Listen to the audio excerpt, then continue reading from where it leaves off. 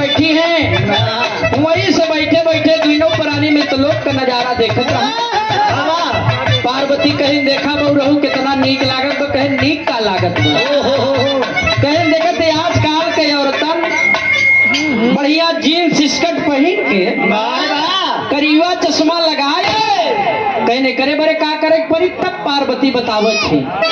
ये हमारे माठ से बजावत थी।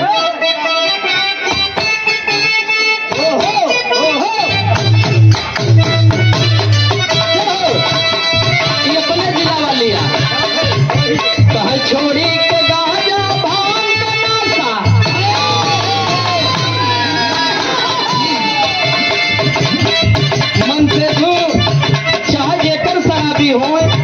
मेहरारू चाहे तो चाहे जितनी बड़े नशेड़ी हो उनका काबू में कैसे औरत घर के लक्ष्मी गिरी जाती बाबूजी ही बड़े पार्वती भोलेनाथ के कैसे बढ़िया मोटिवेट करती है बाबूजी कैसे बरगला रही है कि नशा छोड़ जा दुनियादारी देखा बताओ दिखावट तो है छोड़ी के गाजा भांग का नासा बन जा हरी जवान हमारे राजा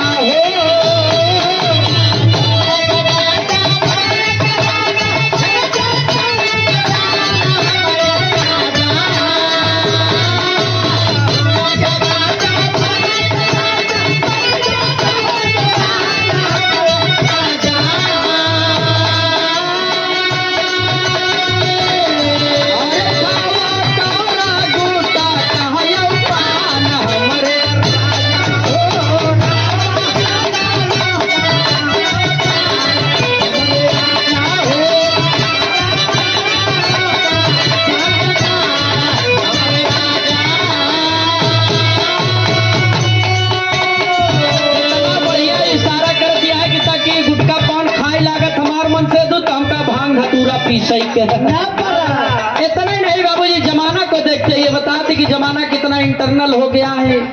लोग चंद्रमा पर बैठने के लिए चलने के लिए तैयारी कर रहे हैं और तू ये बुढ़वा बर्दाश्त ले ये गढ़ही और मड़ही में हमहू को सती कह देता बाबा